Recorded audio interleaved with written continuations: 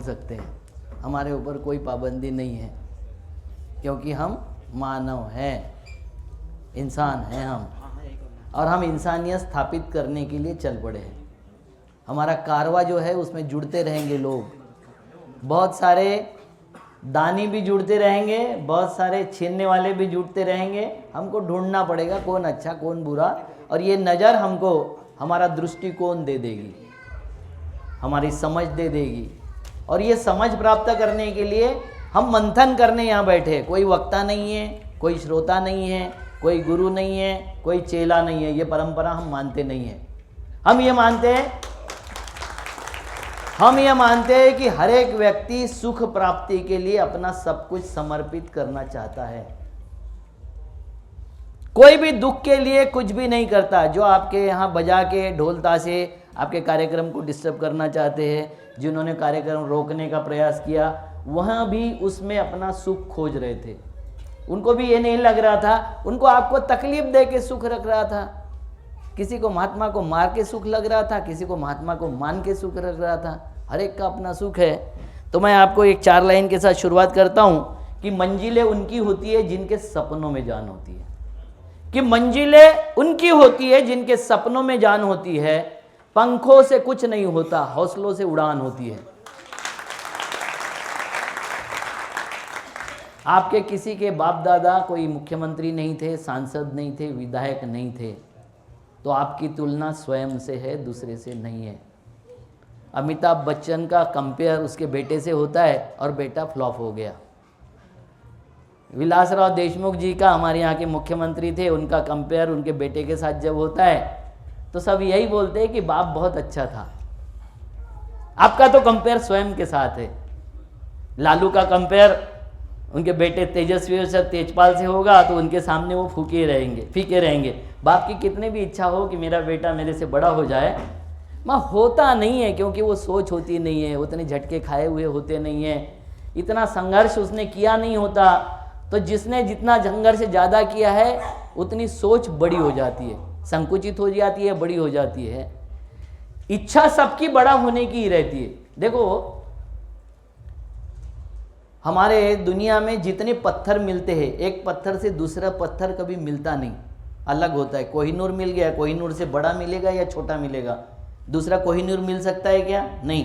ये पेड़ में जो पत्तियां है, एक पत्ती से दूसरी पत्ती एकदम अलग है, इसके एक दूसरे के साथ प्रिंट मिलते नहीं है। एक जानवर के पंजे, एक शेर के पंजे दूसरे शेर के पंजे से मिलते नहीं है। दुनिया में हजारों करोड़ लोग होके पैदा होके मर गए, अभी 800 करोड़ इस धरातल पर है, सफर कर रहे हैं, और लाखों करोड़ होंगे। किसी के भी हाथ की रेखा, पांव की रेखा, मस्तक की रेखा और आंखों की रेज एक दूसरे के साथ में नहीं मिलेगी। ये कुदरत है।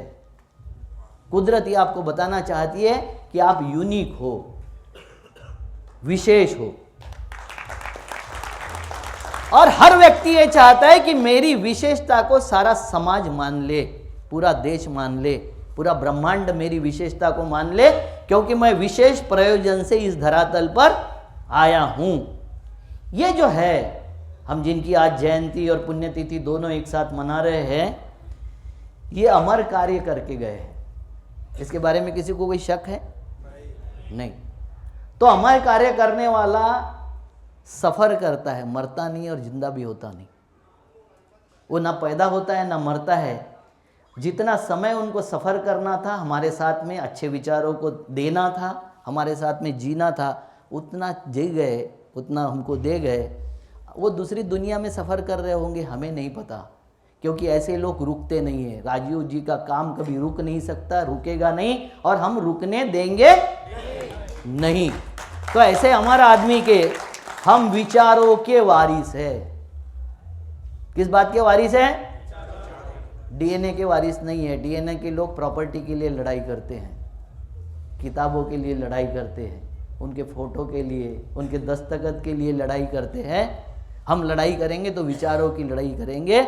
और अटल बिहारी वाजपेयी जी ने बोल के गया था, पंडित अटल बिहारी वाजपेयी की विचारों की लड़ाई विचारों के साथ में ही होनी चाहिए, हथियारों के साथ में विचारों की लड़ाई नहीं हो सकती। जो हथियार उठाते हैं वो तो ना राजीव जी को समझते हैं, ना गांधी को समझते हैं, ना विनोबा जी को समझते हैं, ना किस विचारों की ताकत समझते हैं। मैं एक बात आपसे पूछना चाहता हूँ कि हमारे देश में सबसे बड़ा राजा कौन था अभी तक पूरे इतिहास में? अशोक और विक्रमादित्य। मगर हमारा देश सबसे बड़ा राजा राम को मानता है, अशोक को मानता है। विक्रमादित्य सबसे बड़े राजा थे, क्योंकि ये देश त्याग की पूजा करता है, भोग की नहीं। ये देश त्यागियों का देश है। जिसने भी कुछ त्यागा होगा, हमको अगर लगा कि ये त्यागता है, जैन साधु जब ये लेते, दीक्षा लेते हैं, तो करोड़ों रुपए वो ऐसे उछाल देते हैं सबके ऊपर, हम उसको बोलते हैं ये बहुत बड़े त्यागी है, क्योंकि ये देश त्यागियों की। गांधी को हमने क्यों माना? बड़ा त्याग किया, उस वक्त का उनका सबसे बड़ा त्याग था। नेहरू को हमने क्यों माना? बड़ा त्याग था। राजीव जी को क्यों मानते हैं हम? कि वो अगर ये लेक्चर देने के लाखों रुपए लेते तो बड़ी बड़ी कंपनियां उस जमाने में भी उनको लाखों रुपए देती कि नहीं देती? देती। उन्होंने लाखों रुपए ठुकरा के सामान्य जन के साथ, सामान्य लोगों के साथ में जब अपना संवाद स्थापित किया, किस बात के लिए किया? ये देश में सुधार के लिए किया। ये देश शोषण मुक्त हो जाए इसलिए किया। ये देश लुटेरों से मुक्त हो जाए इसलिए किया। ये देश में कुछ अच्छा हो जाए, आने वाली जनरेशन के लिए अच्छा हो जाए। क्या आपको पता है कि दिल्ली के पानी में और बिहार के पानी में 75% यूरेनियम मिल गया है। माँ के दूध में यूरेनियम आ रहा है। कोई माँ चाहती है कि अपने बेटे को कैंसर दे दे? चाहेगी कोई? दुनिया की ऐसी माँ है कि उसको लगता होगा कि मेरे बेटे को कैंसर हो जाए? अगर उसके दूध में ही कैंसर आ रहा है, माँ के दूध में, इसका विरोध तो किया ही था ना। राजीव जी ने इसका विरोध किया था, दीक्षित जी ने किया था कि नहीं किया था? हमने क्या किया? उसको आगे बढ़ाने के लिए हमने क्या किया? तो ये देश गजब का देश है। सब लोग चाहते, अपेक्षा रखते हैं कि कुछ अच्छा हो जाए, मगर कोई मसीहा ढूंढते रहते हैं। स्वयं मसीहा नहीं बनता। कोई भगत सिंह बनने को तैयार नहीं है, कोई चंद्रशेखर आज़ाद बनने को तैयार नहीं, कोई राजीव दीक्षित बनने को तैयार नहीं, कोई देवेंद्र बल्हारा बनने को तैयार नहीं है, क्योंकि उसमें कुर्बानी देनी पड़ती है। हमें सब आसानी से जो मिल सकता है ना, वो चाहिए। और फिर जो दे रहा है उसके सामने सवाल भी खड़े करने, तुमने क्या किया? हमने कुछ नहीं किया भाई, हम प्रयास कर रहे हैं, हम वो प्रयास कर रहे हैं। और ये देश बहुत दुर्भाग्यशाली है कि इस देश में जब कोई मर जाता है, बुद्ध को 400 साल बाद हमको समझ में आया, बुद्ध जो दुनिया को पहले समझ में आ गया था, हमको 400 साल लगे बुद्ध को समझने में। राजीव दीक्षित को भी समझने में आपको कितने साल लगे मुझे पता नहीं है, आज नाम लेते हो। भगत सिंह को समझने में कितने साल लगे मुझे नहीं पता सर। हम जिंदे आदमी को जब तक समझना शुरू नहीं करेंगे, और जिंदे आदमी को समझते हैं तो जिसका प्रोपोगंडा बहुत होता है, जो बताता है कि बचपने में मैं मगरमच्छ पकड़ के ले आता था, मैं रेल पे चाय बेचता था। जब रेलवे स्टेशन बना 34 साल के थे मोदी जी। अब बचपने में रेलवे स्टेशन नहीं था तो पटरियों को चाय पिलाते थे क्या? एक गजब गजब की कथा है, गजब गजब के बात हमारे सामने फ्लोट कर देता है कोई भी आदमी उठ के, और हम उसको मान लेते हैं। और जो सच्चाई रहती है, जो प्रचार नहीं करता है खुद का, उसको हम मानते नहीं। ये दुर्भाग्य, इस देश का दुर्भाग्य है। इस दुर्भाग्य को बदलने का काम हम राजीव जी के जयंती और पुण्यतिथि के दिन हमको ये प्रण लेना पड़ेगा कि अब ये देश को बदलेंगे, निजाम बदलेंगे, आदमी को जिंदा रहते हुए समझने का प्रयास करेंगे कि वो 10 गुना बड़ा हो जाए। करना चाहिए कि नहीं करना चाहिए? हमको जिंदे आदमी को समझना पड़ेगा। मरने के बाद तो कोई भी समझ जाता है। मरने के बाद फिर उसका क्या बोलते हैं हमारे यहाँ, मरणांती जो वैर होता है वो समाप्त हो जाता है। जब बैर का हमारा चश्मा उतर जाता है, हमारे कान में से बैर निकल जाता है, तो फिर उसकी सही वाणी हमको सुनाई देती है, सही बात सुनाई देती है। वो जिंदेपन में सुनाई देनी चाहिए कि नहीं देनी चाहिए? देनी चाहिए। मतलब महिलाओं के वोट डालते हुए हम रिकॉर्डिंग करेंगे और आपको देते वक्त पूछेंगे देना चाहिए कि नहीं देना चाहिए, तो रिकॉर्डिंग क्यों किया था भले मानुस? कल सुप्रीम कोर्ट में धारा 324 और 327 पे जजमेंट यानी डिस्कशन हुआ। कपिल सिब्बल और मनु सिंघवी, अभिषेक मनु सिंघवी, उन्होंने बताया है कि ये देश में एसआईआर जो चल रहा है वो इल्लीगल है। कोई भी चुनाव आयोग इस तरीके से रेफरेंडम नहीं ले सकता। हमारी संविधान की ये धाराएं है। इस धारा के अनुसार ये रेफरेंडम, अभी मैं थोड़ा लेट इसीलिए हुआ कि एक इंटरव्यू दे रहा था, उसके बारे में कल पढ़ा मैंने पूरा, रात में भी यहाँ से गया तो उसके बाद में वो पढ़ा पूरा, कि कोई भी चुनाव आयोग इस तरीके से रेफरेंडम लेने का अधिकार ही नहीं रखता। जो आदमी जो चीज लेने का अधिकार नहीं रखता और वो कर रहा है, वो लीगल है कि इल्लीगल है? और इल्लीगल के पीछे हम सर नीचे करके जा रहे हैं, तो क्या हम राजीव जी को मान रहे हैं? क्या हम ये बोल सकते हैं कि हम राजीव जी को फॉलो कर रहे हैं? हम ये मान सकते हैं कि राजीव जी को मानने वाले हम लोग हैं? सत्ता से के टकराने का नाम था राजीव दीक्षित। हम क्या कर रहे हैं? हम किसी का अनुयायी बनने का काम कर रहे हैं। ये विश्व गुरु का देश है। मैं अलग डायरेक्शन पे बोल रहा हूँ, मजाक के तौर पे कटाक्ष नहीं कर रहा हूँ। ये विश्व गुरु का देश है। यहाँ से हमने ये मंत्र दिया है दुनिया को, अहम ब्रह्मास्मि, मैं भगवान हूँ। मैं भगवान बन सकता हूँ, मैं बुद्ध बन सकता हूँ, मैं महावीर बन सकता हूँ, मैं राम बन सकता हूँ, मैं कृष्ण बन सकता हूँ। ये सब के अंदर बैठे उस परमात्मा ने आपको प्रेरणा दी है, यहाँ के विचार ने प्रेरणा दी है। ये विचार लेके जब विवेकानंद अमेरिका में जाते हैं, ब्रदर्स एंड सिस्टर बोलते हैं, तो पूरी मीटिंग जीत लेते हैं। पूरी सभा, धर्म सभा उनके लिए एक स्वर में खड़ी होकर तालियां बजाती है। ये ताकत है इस देश की माटी में, इस देश के डीएनए में। वो ताकत को पहचानने की जरूरत है। हमें किसी दूसरे पराये विचार की, पुराए आचरण की जरूरत नहीं है। भौतिक साधनों के लिए हो सकते हैं वो सारे देश हमसे बड़े हो, भौतिक साधनों ने इन्होंने बहुत खोज की हो, मान जाते हैं हम, मगर भावनिक, आध्यात्मिक ये साधनों में हमसे बड़ा कोई नहीं है। और ये साधनों के ऊपर हम जब तक एकाग्रित चित्त नहीं होंगे, उसको समझने का प्रयास नहीं करेंगे, और हम भी उनकी लड़ाई उसी तरीके से लड़ने लग जाएंगे कि ये लड़ाई हमारी प्रॉपर्टी की लड़ाई नहीं है। राजीव दीक्षित जी की प्रॉपर्टी के लिए कौन कौन लड़ रहा है यहाँ? है कोई? हाथ खड़ा करे। प्रॉपर्टी के लिए नहीं, विचारों के लिए कौन कौन लड़ रहा है? तो विचारों के लिए प्रॉपर्टी की जरूरत होती है कि विचारों की जरूरत होती है? विचार सर्वव्यापी है, प्रॉपर्टी संकुचित है, विचार सर्वव्यापी है। तो उस सर्वव्यापी राजीव दीक्षित के साथ हम आज खड़े हैं। बाकी कौन कहाँ खड़ा है वो अपना मूल्यमापन वो कर ले, हम वो मूल्यमापन करने के लिए यहाँ बैठे नहीं हैं। अभी किसी ने बोला कि वो किसी को दे दिया, मनसे को दे दिया, तनसे को दे दिया। मनसे नेता नहीं है हमारे यहाँ, वो हमारे यहाँ राज ठाकरे नेता नहीं है। कभी सीएम पीएम कुछ नहीं बने, उसका बेटा खड़ा हो गया तो जमानत जब्त हो गई। ये हमारे नहीं है नेता। मगर नफरतियों का ढोल बहुत ज़्यादा बज जाता है, क्योंकि उनको नफरत ही करना है। प्रेम का ढोल बजता नहीं है। प्रेम की आवाज़ बहुत दूर तक नहीं जाती, दो दिलों तक जाती है। प्रेम की आवाज़ कहाँ तक जाती है? दो दिलों की आवाज़। बाहर बहुत बड़ा इसका शोर होता है क्या? दिल की आवाज़ का शोर होता है क्या? ढोल की आवाज़ का शोर होता है, और ढोल नफरती बजाते हैं। दिल के तार कौन छेड़ता है? प्यार करने वाला।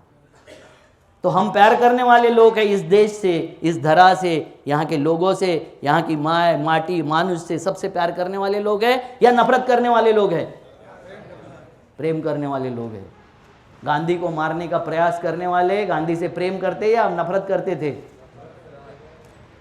नफरत इस लेवल तक पहुंच गई कि उस आदमी को समाप्त करने का उन्होंने संकल्प ले लिया, और गांधी पर कम से कम 6 या 7 बार अटैक हुए।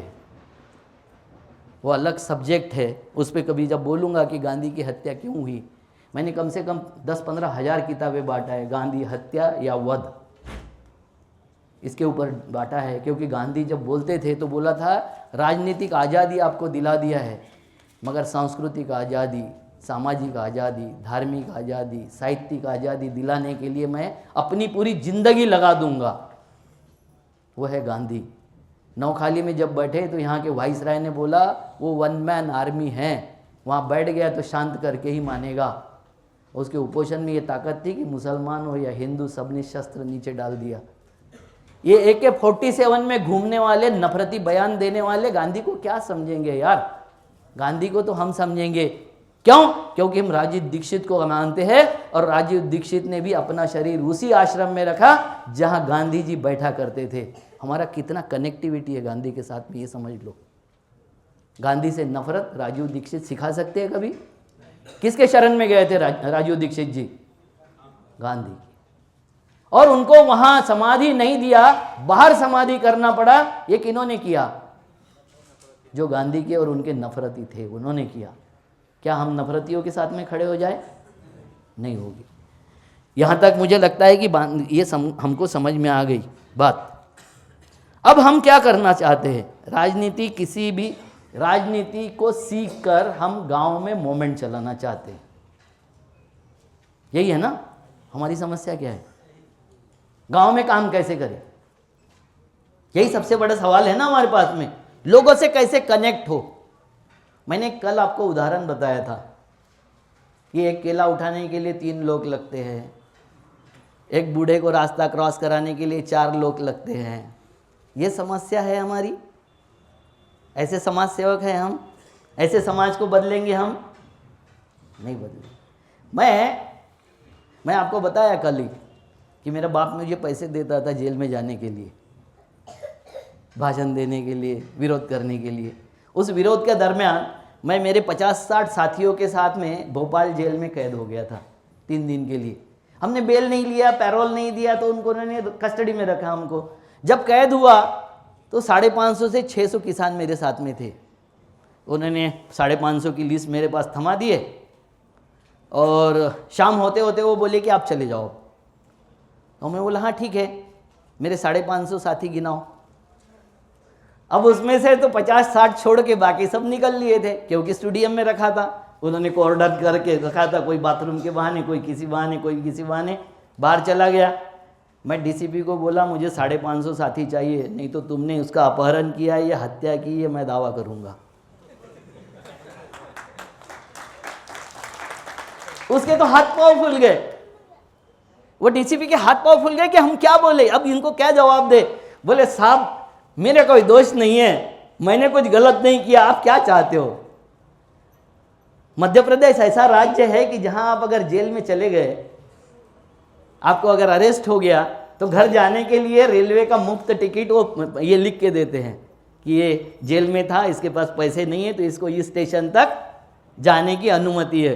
चाहे आप बस में चले जाओ, चाहे रेल में चले जाओ, अगर मध्य प्रदेश के कैदी हो तो आपको वो मिलता है। जैसा ही वो अरेस्ट करते, खाने पीने की सारी व्यवस्था आपकी कर देते। अच्छा है, मध्य प्रदेश शासन का जो कानून है बहुत अच्छा है, हमारे जैसे के लिए अच्छा है। क्योंकि वो मैं जनता दल का राष्ट्रीय यूथ अध्यक्ष था उस वक्त।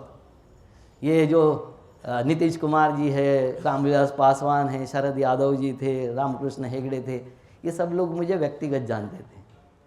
क्योंकि आपको पहले ही बताया था मैं पागल खानदान का वारिस हूँ, तो ये जानते थे मुझे। तो उस दरमियान क्या हुआ कि मैंने बोला कि ठीक है, हम 50 लोग हम जाना नहीं चाहते, 2-3 दिन रहना चाहते मेहमान बन के। सर आप जैसा बोलोगे। एक जगह ले गए, वो एक स्कूल जैसा था, वहाँ गेस्ट हाउस वाले 2-4-10 कमरे भी थे, वहाँ ले गए। और वहाँ ले जाके उन्होंने बोला कि ठीक है सर यहाँ रहिए, आपको लगता है। तो मैं बोला मुझे एक ब्लैक बोर्ड चाहिए, कुछ कलम चाहिए, ब्लैक बोर्ड चाहिए, और खाने पीने की व्यवस्था तो आप करोगे, मेहमान हैं हम आपके। बोले हाँ ठीक है। वो ब्लैक बोर्ड और वो लेके, किसान साथी ज़्यादातर थे यहाँ, कल सबने हाथ खड़े किए थे कि हम किसान हैं। मैंने एक सवाल उनसे पूछा था कि बताइए किसानों की समस्या कितनी है, गिनते हैं हम। उन्होंने बोला हजारों समस्या है। मैं बोला नहीं, अभी ब्लैक बोर्ड पे लिखते हम। आपको क्या लगता है किसानों की कितनी समस्या है?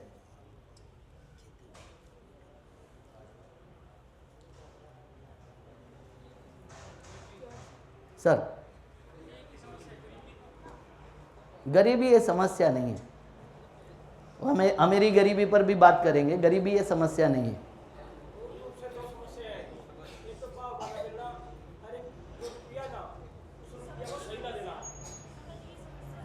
समझ की समस्या, हाँ आप क्या बोल रहे हैं? दाम, एमएसपी की समस्या, हाँ रुपए की समस्या है, रुपए का वैल्यूएशन सही नहीं होता, ये समस्या है। मैंने जब ब्लैक बोर्ड पे लिखना शुरू कर दिया तो सब ने ऐसे ही एक एक उठ के खड़ा हो गया, एक एक बात करने लग गया, क्योंकि सब आंदोलक थे तो उन्होंने लिखना शुरू कर दिया। कुल 42 समस्याएं हम लिख सके, 50-60 लोग थे, 42 समस्याएं हमने लिख मारा, बैंक की, पुलिस की, फलानी डिकानी, ये सारी समस्याएं हमने 42 समस्याएं लिखे। मैं बोला अब ये दूसरा ब्लैक बोर्ड है, इस ब्लैक बोर्ड पे हम लिखते हैं वो समस्या कि जो पैसे के अभाव में छूट नहीं सकती, अगर पैसा नहीं है उसमें डालोगे तो छूटेगी नहीं। और दूसरी समस्या हम ये करते हैं कि जो संगठन है, आपकी समूह शक्ति है, आप इकट्ठा होकर अगर बात करते हो, जैसे अविनाश काकड़े को जेल में पुलिस ले गई, पुलिस थाने में ले गई, एक काकड़े गया, दूसरा गया, तीसरा गया, 5 काकड़े ही गए, फिर 2 लोग और गए कि हमारे दामाद है या हम उनके दामाद है, वो चले गए, तो पुलिस वाले पैसा मांगेंगे कि नहीं? अगर मेरे टाइटल के छोड़ के दूसरे जातियों के और दूसरे धर्म के 5 लोग पहुंच जाए, पुलिस वाले क्या बोलेंगे? ये बला जल्दी छोड़, मिलना विलना कुछ नहीं, बेकार का बवाल हो जाएगा, यही बोलेगा ना पुलिस वाला, क्या बोलेगा? इसलिए जरूरत है जनता सरकार मोर्चा की, कि आप जब समस्या में घिर जाओ, आपके ऊपर शासन प्रशासन अतिरेक करने लग जाए, आपके संवैधानिक अधिकारों को मानने से मना कर दे, उस वक्त एक बलिहारा, एक काकड़े, एक और कोई अगर पहुंच जाएंगे तो पुलिस वाला आपको रोक के रख सकता है? इतना सारा इन्होंने किया, आपने बताया यहाँ से लेके राष्ट्रपति तक और प्रधानमंत्री तक लिख मारा, सब कुछ किया, क्या आपकी मीटिंग रोक सके? क्यों? क्योंकि सारे बलहारा, ये बलहारा नहीं थे।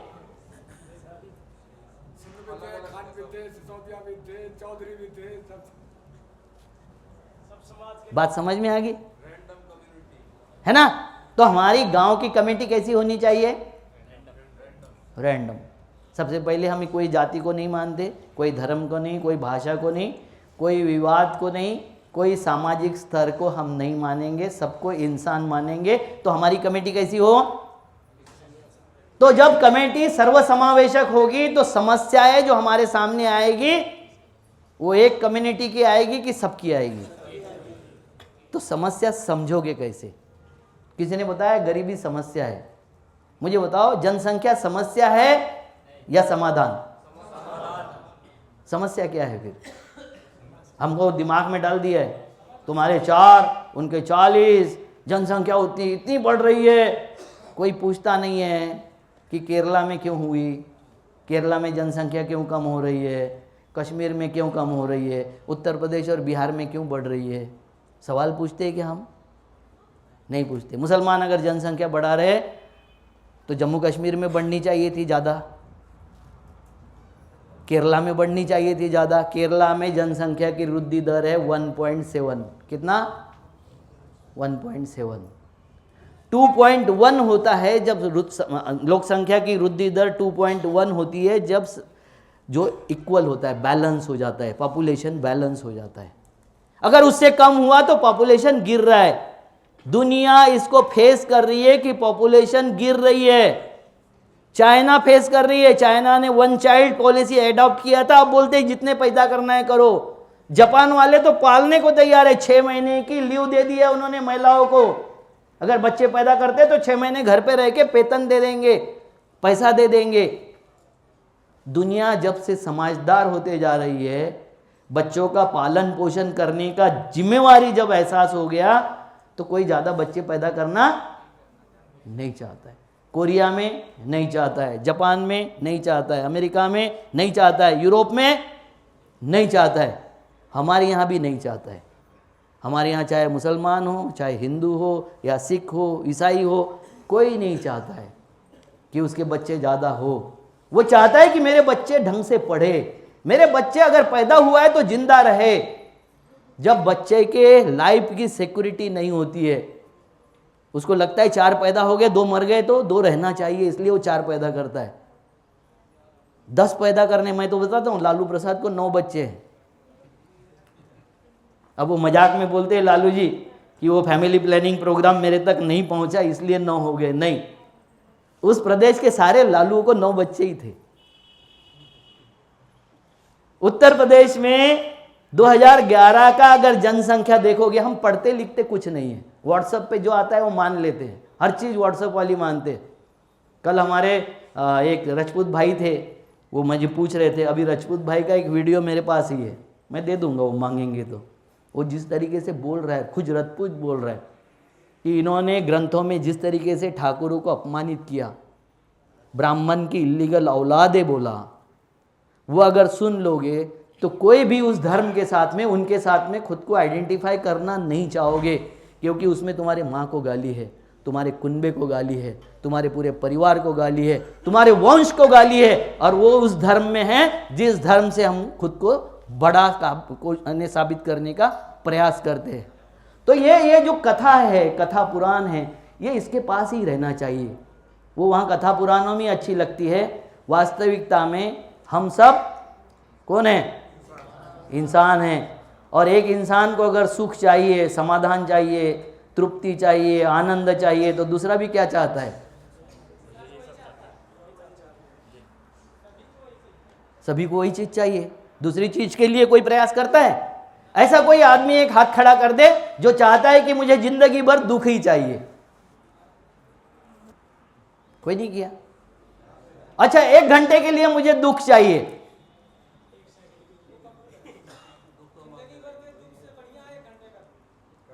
हाँ, अगर दुख चाहिए, ये आपने कभी जाके भगवान से मांगा कि मुझे दुख दे दे यार, दुख दे दे, दुख दे दे, जैसा वो बोलता है ड्रग दे दे, ड्रग दे दे, वैसा किसने दुख मांगा है भगवान से? आपने मांगा है? आपको प्रणाम, बारंबार प्रणाम, आप दुखी प्राणी हो। कोई भी सुखी प्राणी दुख मांगने नहीं जाता, ना दुख उसको सहन होता है, ना उसका दिमाग उसको परमिट करता है, ना उसका परिवार परमिट करता है, ना वो खुद परमिट करता है। आप दिखाने के लिए कि मैं अभी पहले ही बताया था कि हर एक आदमी यूनिक है, मैं उसको यूनिकता मानता हूं, और उस यूनिकता में कोई कि मैं भी हूं यहां, मुझे कोई नहीं पूछ रहा, उसको दिखाने के लिए कोई हाथ खड़ा करता होगा तो आपको बारंबार प्रणाम, मुझे कोई आपत्ति नहीं। मगर कोई भी आदमी दुख नहीं चाहता, एक भी आदमी, है ना? मैं मान लिया आप यूनिक हो, मैं मान लिया आप विशेष हो, वो ऐसे ही विशेष हो आप कि हम 4 लोग चर्चा कर रहे हैं कहीं बैठ के, मेरे परिवार का एक बच्चा आता है और मुझे आवाज़ देता है, बाबा बाबा। मेरा ध्यान नहीं है क्योंकि 4 लोगों के साथ में मैं चर्चा कर रहा हूं। यस,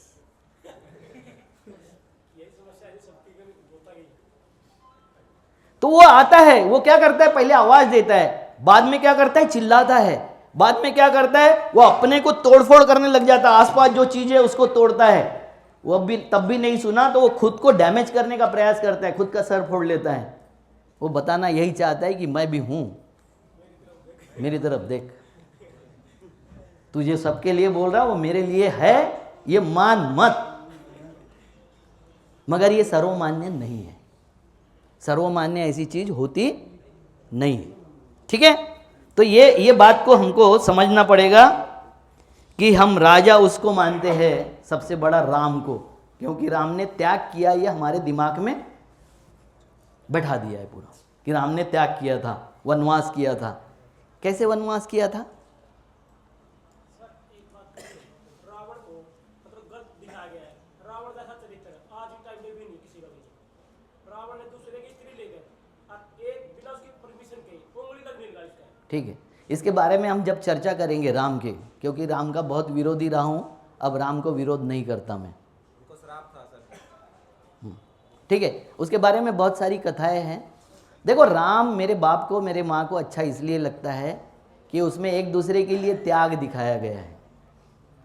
राजा कैसे आदर्श होना चाहिए, तो एक व्यक्ति ने भी उसके परिवार पे, उसके चरित्र पर अगर लांछन लगाया तो परिवार के सारे सुख त्याग सकता है। उसी वक्त मेरा दूसरा भी एक सवाल रहता है हर वक्त कि राम के और सीता के 36 गुण मिलते थे ना, उसको पति सुख मिला, पत्नी सुख मिला, बच्चे का सुख मिला, राज्य का सुख मिला। तो वो पंडित ने जिसने 36 गुण मिलाया था उसको ढूंढना चाहिए कि नहीं? अब ये बोला तो कोई बोलता है मैं ब्राह्मण विरोधी। नहीं, मैं किसी का विरोधी नहीं हूं। मैं इंसानियत को चाहता हूं, इंसानियत से प्यार करता हूं। मैं किसी जाति धर्म का विरोधी नहीं हूं। मुझे मेरी जो शिक्षा है, मेरे परिवार ने जो मुझे शिक्षा दी, मेरे परिवार में आप देखोगे कि सबकी एंट्री किचन तक है। मेरी दादी मुझे समझाती थी कि बेटा हमारे यहाँ भेदभाव नहीं होता था रे। 200-250 मजदूर होते थे हमारे खेत में काम करने के लिए, और सबका दोपहर का खाना घर में होता था। घर से जाता था टिफिन तो वही लड़की महिलाएं आती थी, घर में खाना बनाती थी और जाके सब लोग खाते थे। हर एक आदमी अपने रिस्पेक्ट से बैठता था और खाना खाता था। ये हमारे परिवार का रिवाज था। हमारे यहाँ से संदल भी उठता था, पंजा भी उठता था, मलिदा भी बनता था, राम जन्म भी होता था, कृष्ण जन्म भी होता था। और ये इस देश की संस्कृति थी और है। जिनको ये संस्कृति मान्य नहीं थी, ऐसे लोगों ने नफरत फैलाकर, आपने देखा होगा नासिक में कि जब ये होता है, क्या बोलते हैं, उर्स उठता है किसी बाबा का, तो नासिक के मंदिर में जाके वो धौल देता है, मतलब बुजुर्ग को सलाम करता है, क्योंकि वो बुजुर्ग का ही है। उर्स जो उठता है वो बुजुर्ग का है। वो चाहता है कि एक बुजुर्ग है वहाँ, मंदिर होगा तो क्या है, बुजुर्ग ही है वहाँ बैठा हुआ। और ये तो बात अभी क्लियर कर दिया है भागवत जी ने कि सारे भगवान ब्राह्मण नहीं है, एक भी भगवान ब्राह्मण नहीं है। तो SC ST OBC यही सब लोग हैं जो भगवान बना के बैठाए गए हैं। उसके बारे में जब चर्चा करेंगे, राजनीतिक चर्चा होगी, तो मैं ये बताऊंगा सब क्या करना चाहिए हमको। अभी ये चर्चा है कि गांव में हम कैसे काम करें, तो हम किसी का विरोध ना करें, हम समस्याओं पर फोकस रहे। समस्या कैसी होगी, तो समस्या हमारी भौतिक समस्याएं होगी और भावनिक समस्याएं होगी। भौतिक समस्या हमारी क्या है बताइए? रोटी, कपड़ा, मकान है तो स्वास्थ्य और शिक्षा उसमें अंतर्भूत है। दूरभ्रमण, दूरश्रवण और दूरदर्शन, ये 6 ही भौतिक जरूरतें हैं, 7वीं नहीं। कितनी है भौतिक जरूरतें? 6, 7वीं नहीं है। और ये 6 जरूरतें ऐसी है कि एक बार आपको खाना खिला दिया, भरपेट आपने भोजन कर लिया, आपको स्वादिष्ट लगा, अब 10 मिनट बाद आपको बोला जाए दूसरे बार खाना बहुत उससे अच्छा बना है, खाओगे? उसके 10 मिनट बाद बोला ये तो 5 स्टार से आया हुआ है, खाना ही पड़ेगा, खाओगे? खाओगे तो क्या होगा? तो अनाज की जरूरत लिमिटेड है, और जितनी जरूरत है उससे कई गुना ज्यादा नेचर ने हमको दे के रखी है। कोई उस पर कब्जा बना के रखता है तो उसका शॉर्टेज होता है। बच्चा पैदा होने के पहले मां के पास दूध आ जाता है, ये नेचर है, कुदरत है। हिरन पैदा होने के पहले वहां उसके खाने की सुविधा उपलब्ध है। शेर पैदा होने के पहले उसको मारने की, खाने की सुविधा पहले से उसको आवश्यकता से अधिक उपलब्ध है। हमारे घर में हम खाना खाते हैं, जब हम खाना खाते हैं तो घर में कितनी सब्जी होती है माते जी, बहन जी, कितनी सब्जियां होती है रेगुलर रोज? एक दाल, एक सब्जी, ठीक है। मगर अब बहन जी के ही घर में अगर उनके बेटे का या भाई का जन्मदिन है, अब कितनी सब्जियां होती है? सब्जियां किस लिए थी? सब्जी किस लिए बनाते हम? किस लिए बनाते हैं? पोषण के लिए, शरीर को एनर्जी मिले इसलिए। और ये 5 सब्जियां किस लिए बनाया हमने? यस। तो हमने क्या कर लिया, एक 15,000 का जूता खरीद लिया, 2,000 का टाई खरीद लिया, जूता गले में डाल लिया, टाई को पैर में पहनाने का प्रयास कर रहे हो, इस प्रयास में हमको दुख होता है।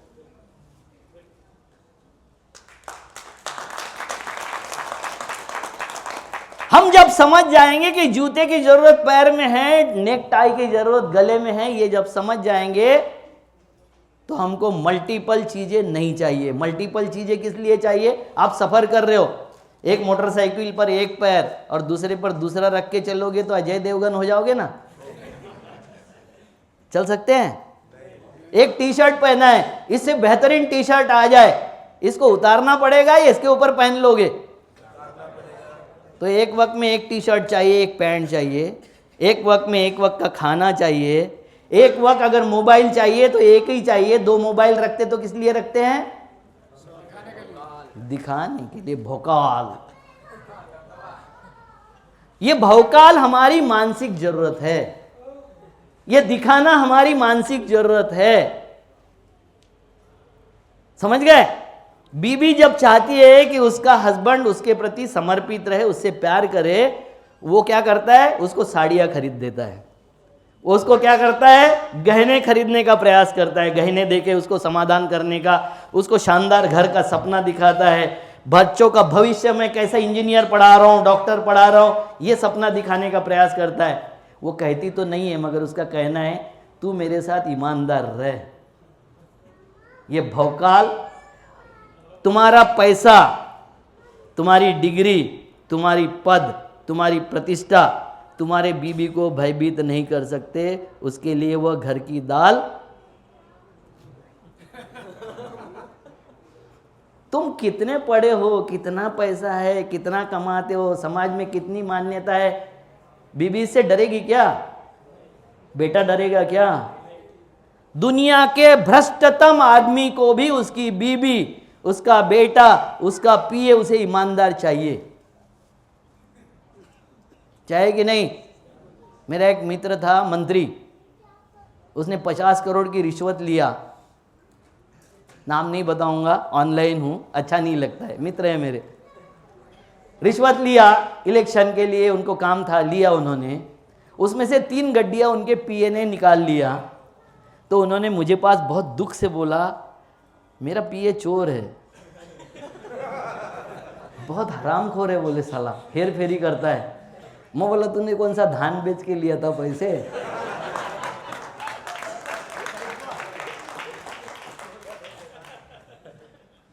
इससे समझ में क्या आता है? तू चोर है, वो भी चोर है। नहीं, एक समझ में आता है कि दुनिया के सबसे महंतम चोर को भी उसका पीए, उसका बीवी, उसके बेटे ईमानदार चाहिए। तो सबको ईमानदार की तलाश है। जनता सरकार मोर्चा ईमानदारों की तलाश समाप्त करके ईमानदारों का गिरोह पैदा करना चाहता है, लोग पैदा करना चाहता है। देखो हमारे यहाँ एक कहावत है, सच है झूठ है, आपको लगेगा ये महिमा मंडित करता है, मगर जिसके सीने पर छत्रपति शिवाजी महाराज होगा और जो यहाँ संभाजी ब्रिगेड है उसका अगर सोल्जर होगा, तो कोई भी लड़की या महिला उसको आपातकाल में मदद मांगने से कभी डरती नहीं है। आपके सीने पर जो बिल्ला है वो पूरे देश में कहीं भी चला जाए, कोई भी गरीब आदमी, कोई भी दुखी आदमी, कोई भी महिला इस विश्वास से आपके साथ में खड़ी होनी चाहिए कि मेरा रक्षक है।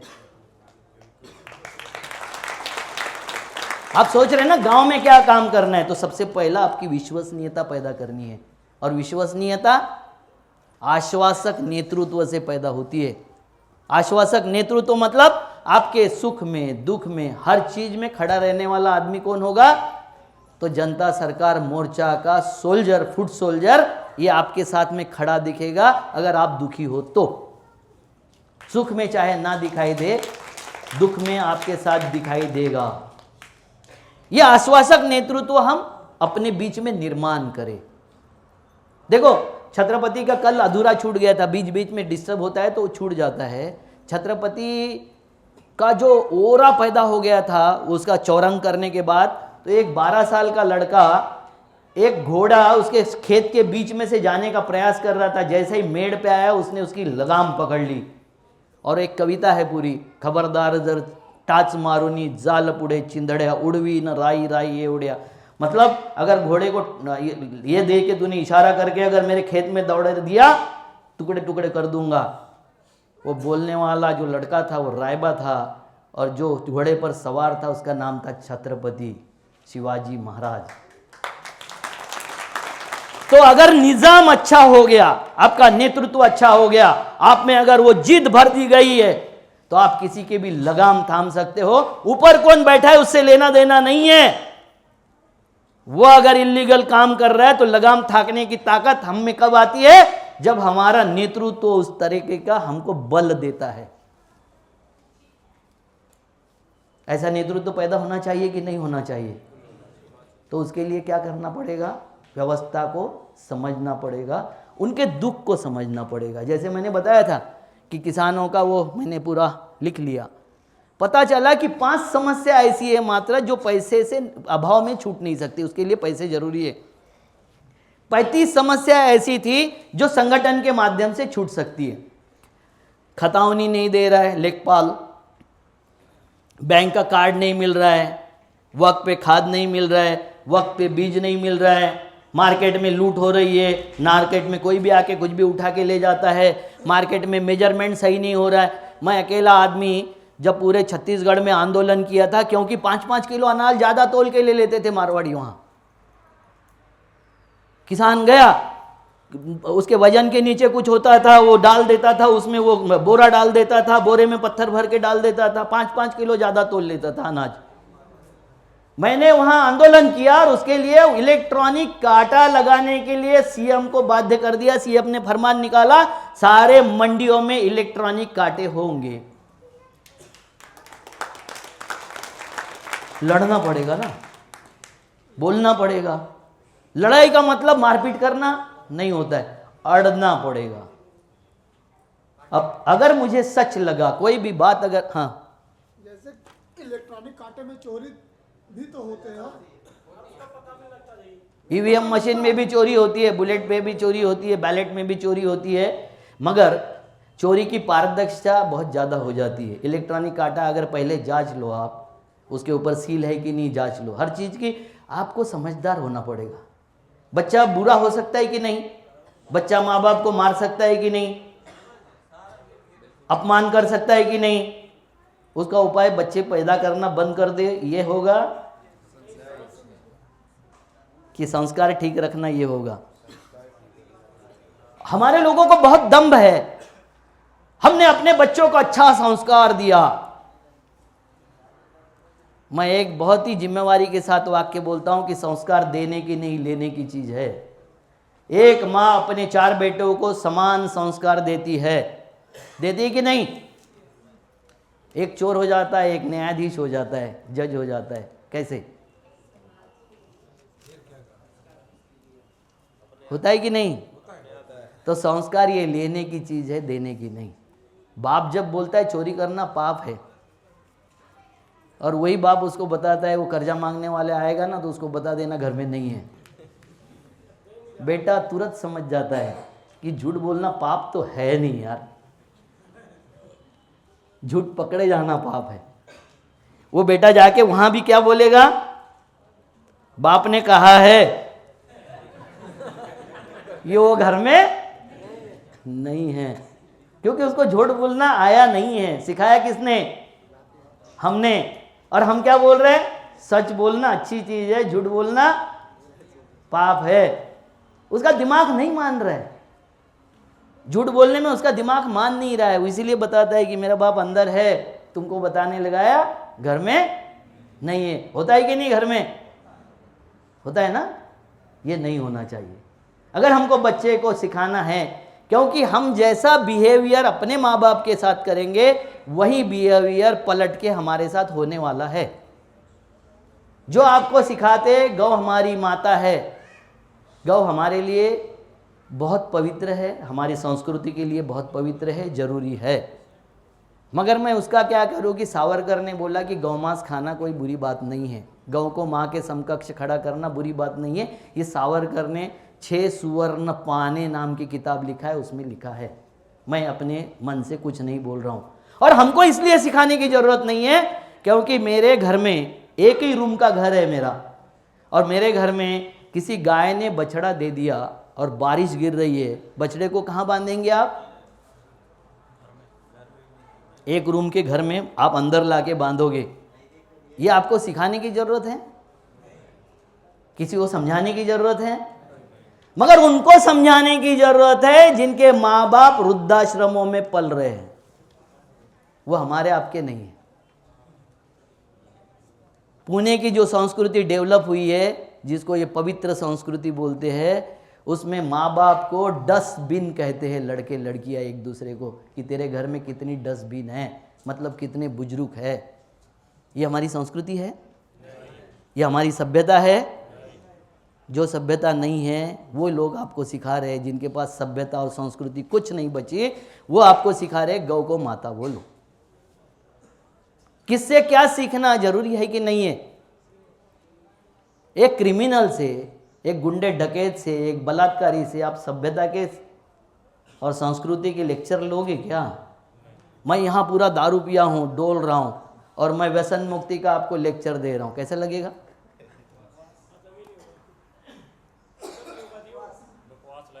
मगर यही चल रहा है। जनता बैठी है धरती पर, नभ में मंच खड़ा है, जो है जितना दूर जमी से वहीं उतना बड़ा है। कुपत कुपत रथ जो दौड़ाता, पथ निर्देशक वही है, लाज लजाती जिसकी कृति से, धर्म उपदेशक वही है और राजनेता भी वही है। ये कैसे हो गया? किस तरीके से हो गया? समाज इस तरीके से कैसे बह गया? क्योंकि चाणक्य ने कहा था, मैं चाणक्य को बहुत मानता नहीं हूँ, वो वास्तविक था ये भी मुझे मान्य नहीं है, मगर बात अच्छी कही थी। उन्होंने कहा था कि इस देश का अहित होगा तो दुर्जनों की दुर्जनता से नहीं, सज्जनों की निष्क्रियता से होगा।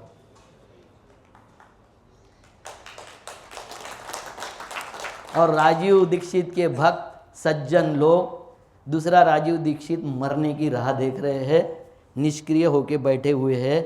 ये देश का अहित हो रहा है। क्या करना चाहते हो देश के साथ? अगर हित करना चाहते हो तो सक्रिय हो जाओ, इकट्ठा होना शुरू कर दो। सप्ताह में 2-4 बार मिलने का यहाँ कोई प्रोग्राम तैयार करो कि हम कैसे मिल सकते हैं, किस तरीके से मिलेंगे, हम 1 घंटा सप्ताह में कैसे देंगे, 4 घंटे कैसे देंगे, 1 दिन कैसे देंगे, 4 दिन कैसे देंगे। और देने वाला, मैं आपको एक बात बताता हूँ कि हमारे यहाँ MG वैद्य नाम के RSS के चिंतक थे, अभी नहीं है, जिन्होंने तरुण भारत की शुरू किया था। जब भी RSS किसी इसमें फंस जाता था तो वह आके स्टेटमेंट देते थे। उनके 2 बेटे, दोनों यूरोप में पढ़े हुए। एक बेटा जर्मन में, उनका आज से 10 साल पहले की बात बताता हूं कि 50 करोड़ रुपए कमाता था वो साल के। एक बेटा 5,000 रुपये महीने से RSS में काम करता था, अभी भी करता है वो।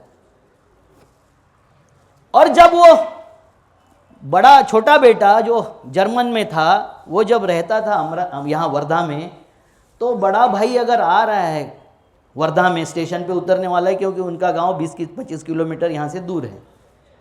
वो छोटा भाई जो 50 करोड़ कमाता है, वो गाड़ी लेके वहाँ 1 घंटा पहले खड़ा हो जाता था रेलवे स्टेशन पे कि वो आएगा तो उसकी बैग भी उठाऊंगा और गाड़ी में रखूंगा और उसको घर ले जाऊंगा। ये प्रेरणा समाज सेवकों के घर में अगर है तो कोई भी अपना जीवन न्यौछावर करने की बात या जीवन देने की बात कर सकता है। हमारे समाजों में तो ऐसी बात है कि अगर कोई 50 करोड़ रुपए कमा रहा है और कोई 5,000 रुपये महीना कमा रहा है, इज्जत किसकी होगी? और फिर बोलोगे कि हमारे यहाँ अच्छे लोग निकलते नहीं हैं, कोई दूसरा करता नहीं है, कोई दूसरा समाज सेवा के लिए निकलता नहीं है। तो मेरे बहुत अच्छे संबंध थे गवई के परिवार के साथ में, जो RS गवई, उनसे बहुत अच्छे संबंध थे। उनका बड़ा बेटा जो है राजेंद्र, उनसे मेरा दोस्ताना रिलेशन है, अच्छे रिलेशन है। भूषण गवई जी अभी रिटायर्ड हुए। वो भूषण गवई उनके भाई के सामने झुक के खड़े होते थे। वो ये बोलते थे कि ये जब तक काम कर रहे हैं तब तक ही हम बड़े पदों पर पहुंच सकते हैं, क्योंकि आप जब बीज बोओगे, जमीन तैयार करोगे, उसके आधार पर ही समाज बड़ा होगा, आपके बीबी बच्चे बड़े होंगे, आपके नाती पोती बड़े होंगे। अगर नींव का पत्थर बनने के लिए अगर हम तैयार नहीं हैं और हम अपेक्षा कर रहे हैं कि मंदिर खड़ा हो जाए, तो नींव का पत्थर बनेगा कौन? देखो, मैं तो काम धंधे वाला आदमी था, बहुत अच्छा कमाता था, बहुत पैसा कमाता था। आज भी जितने शान शौकत चल रही है, बहुत शानदार तरीके से रहता हूं और मेरा परिवार मुझे शानदार तरीके से रखता है। दिल्ली में भी बेटे का घर है, नागपुर में तो हमारा पुश्तैनी घर है, मगर लोगों ने भोपाल में भी मुझे घर दे दिया, मुझे लखनऊ में भी घर दे दिया, बनारस में भी घर है। इस देश के कम से कम 500 जिलों में मेरे अपने घर है। खतौनी मेरे नाम से नहीं होगी, मगर रहने का पूरा अधिकार मुझे है, तो मैं खतौनी नहीं चाहता मेरे नाम से। अगर तुम ईमानदारी से काम कर रहे हो और वो अगर सोचता है कि ये आदमी आश्वासक है, ये मेरे परिवार को कोई समस्या नहीं होगी, इसके रहने से परिवार में उन्नति ही आएगी, इसके सोच से परिवार में उन्नति आएगी, तो कोई ऐसा परिवार नहीं है जो आपको रखने में मनाही करे। कमिटमेंट आपका होना चाहिए, वो विश्वास आपका होना चाहिए। वो विश्वास निर्माण करने के लिए, वो चरित्र निर्माण करने का काम जनता सरकार मोर्चा करेगी, ये मुझे लग रहा है।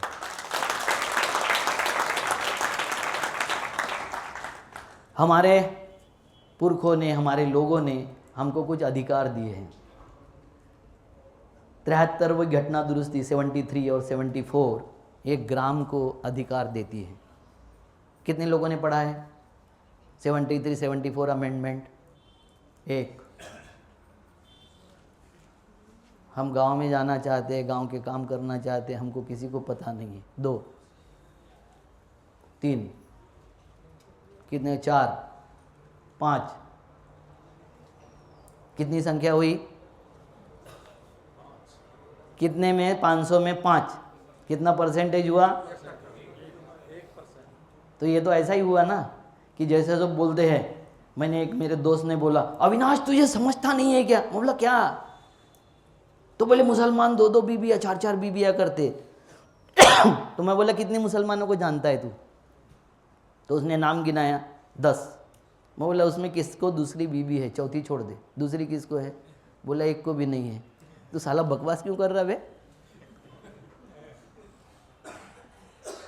बकवास। और मैं बोला उससे ज्यादा मैं गिना देता हूं, हिंदुओं में है। अब क्या बोलेगा? पढ़े दूसरा। हम तो व्हाट्सएप ज्ञान पर अपना पेलते रहेंगे, व्हाट्सएप ज्ञान पर हम विरोध करते रहेंगे, व्हाट्सएप ज्ञान पर हमारा ज्ञान बताते रहेंगे। अब इतने सारे एक्टिविस्ट हो आप, समाज को बदलने निकले हो, देश को बदलने निकले, इनको 73, 74 अमेंडमेंट जाते वक्त हर एक के हाथ में थमा दो। 29 मंत्रालय आप आपके मर्जी से अपने गांव में चला सकते हो। अगर गांव ने रेजोल्यूशन ले लिया, गांव ने रेजोल्यूशन ले लिया, सरपंच ने एक रेजोल्यूशन ला लिया, सरपंच मतलब सरकार और ग्राम सभा मतलब हम लोग शासन, हमने अगर रेजोल्यूशन ले लिया, एक भी मकान नहीं गिरेगा। सुप्रीम कोर्ट भी मकान गिरा नहीं सकता, एक पेड़ नहीं काट सकता, एक दवाखाना बिना इंस्ट्रूमेंट के रह नहीं सकता, एक स्कूल भी बिना टीचर के, बिना सिलेबस की रह नहीं सकती। अगर गांव इस बारे में रेजोल्यूशन ले ले तो हर गांव में जाकर ग्राम सभा को मजबूत करने का काम जनता सरकार मोर्चा करना चाहिए कि नहीं? कब करेगी? जब तुमको ही पता नहीं है। जब 500 में से 5 लोग हाथ खड़े कर रहे हैं और पूछ रहे हैं कि गांव में हमको क्या करना चाहिए, लोगों के साथ में कनेक्ट होंगे, क्या करना चाहिए, जनता मोर्चा सरकार क्या कार्यक्रम लेके जाए, क्या लेके जाओगे? कांग्रेस को गाली, मोदी को गाली, अखिलेश को गाली, चौटाला को गाली, तुम क्या करोगे फिर? वो तो दे ही रहे एक दूसरे की गाली, वो उसके माँ को देता है, वो उसकी माँ को देता है। हमारे लिए माँ तो पूजनीय है, गाली की चीज़ है हमारी माँ, तो मेरी नहीं है तो दूसरे की होगी? नहीं होगी। मगर कोई दूसरे को देता है तो, मुझे देता है तो मैं भी प्रयास करता हूँ कि उसको दे दो। मगर जब गांधी ने बोला था, गांधी से शांति से निकल गए, बौद्ध ने बोला था कि एक आदमी उनके सामने खड़ा हो गया और बहुत गाली बकने लग गया, बहुत गाली बकने लग गया। उन्होंने उसको पूछा अच्छा हो गया? बोले आप कुछ बोल नहीं रहे। तो बोले तूने जो दिया वो तेरे पास है, मैंने तो लिया ही नहीं। इसमें एक छोटी सी कथा सुनाता हूं। ये इंजीनियरिंग कॉलेज रायपुर की कथा है। उस इंजीनियरिंग कॉलेज में सीनियर लड़के बैठे हुए थे, पहले क्लास में, पहले फर्स्ट ईयर में एडमिशन लिए लड़कों की रैगिंग ले रहे थे। अभी तो इलीगल हो गई रैगिंग, उस वक्त चल रही थी, 10-15 साल पहले की बात बता रहा हूँ। रैगिंग ले रहे थे और फिर उन्होंने एक उनमें से लड़का था, वो 2-3 लड़कों को खड़ा करता था और उनको भरकस गाली देता था, वो पूरी भड़ास निकाल देता था उन 3 लड़कों के सामने। अब वो 3 लड़कों को उसने गाली दे दिया, जितनी देना था पूरी दे दिया। और बाद में उनको पूछा कि आपका क्या कहना है? तो उन्होंने बोला I don't know Hindi sir. अब रैगिंग किसकी हो गई? किसकी हो गई रैगिंग? देने वालों की। हमको क्या करना है? सुनना ही नहीं है। वो जो कुछ कर रहा है वो करने दो। इतना बज रहा था, पहले डिस्टर्ब हो गए। अगर हमारे 10-5 लोग जाके वहाँ तोड़फोड़ करते या उनको धमकाते, फिर ये शिविर होता कि पुलिस स्टेशन होता। तो गांधी के साथ तो इन्होंने बार बार किया है, विनोबा जी के साथ बार बार किया है, बौद्ध के साथ बार बार किया है, छत्रपति के साथ किया, महावीर के साथ में किया, जैन संप्रदाय के साथ, सबके साथ किया है। क्योंकि विरोध करने वाला विध्वंसक ही करेगा और बनाने वाला विस्फोट करेगा या कंस्ट्रक्शन करेगा? कंस्ट्रक्शन। तो हम कंस्ट्रक्शन करने वाले लोग हैं कि विध्वंस करने वाले? कंस्ट्रक्शन करने वाले। तो आपको सबूरी रखना पड़ेगा या आताताई होना पड़ेगा? सब्र रखो, सब ठीक होने वाला है। जितने तेजी से ऊपर जाता है उतने तेजी से आने ही वाला है। मगर आने वाला दूसरे ऐसे आदमी के ना चला जाए कि ईंट से, यानी पत्थर से ईंट ज्यादा अच्छी है, ईंट के पास ना चला जाए, नहीं तो फिर हमारे 70 साल खराब हो जाएंगे। तो आपका वजूद खड़ा करना ये जनता सरकार मोर्चा का काम है, आपका सबका काम है। वो एक नाम है, नाम कुछ भी रह सकता है, मुझे नहीं पता क्या नाम होगा, आगे नहीं होगा, मगर एक सोच होगी।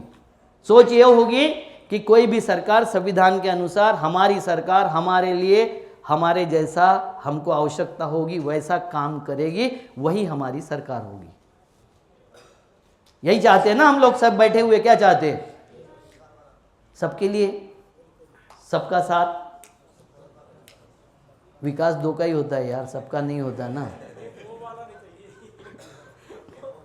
मगर हम तो नारे में बह गए थे ना।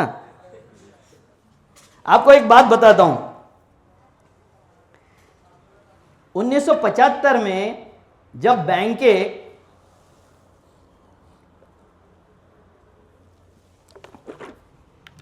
डिपॉजिट मांगती थी तो किसानों के घर घर जाती थी।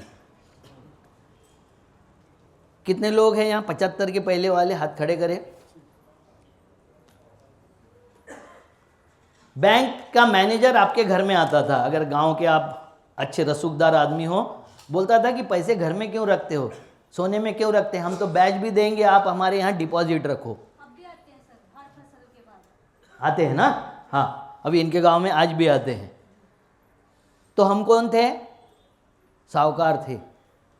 जिस वक्त ये देश आजाद हुआ, अंग्रेजों के ऊपर विदर्भ के कारंजा मंडी का 700 करोड़ रुपए बकाया था। कितना? 700 करोड़। 55 करोड़ के लिए हमने गांधी मार दिया, ऐसा वो कहते हैं। 700 करोड़ किसानों का बकाया था। क्यों? हम साहूकार थे, सोने से ज्यादा कीमत हमारी थी। जो बलहारा आपको बताता है नोट की कीमत, वो सही है। कीमत वस्तुओं की होती है, करेंसी की नहीं। सोने की कीमत कभी डाउन होती है? नहीं होती है। चांदी की नहीं होती है। नोट की कैसी हो जाती है? क्योंकि वो माध्यम है, साधन नहीं है। वो ना साध्य है, माध्यम है। माध्यम की कीमत कभी भी, पूरा कोरोना चले गया, डॉलर की कीमत उन्होंने उसको करेंसी नहीं बनने दिया, असेट बना के रखा, डॉलर की कीमत गिरी, रुपए की कीमत, सारे बाकी करेंसी की कीमत गिर गई कि नहीं गिर गई? हमारा जब लेते थे बैंकों से खरीदी करते थे 1947 के पहले, मेरे दादा का बताया हुआ है, तो 36 ग्राम सोना आता था 1 क्विंटल कपास के विरोध में। अभी आधा ग्राम सोना नहीं आता है। किस तरीके से? और रुपए का गिरना मतलब क्या? कोई बताएगा? रुपया गिर गया मतलब क्या? हाँ जी,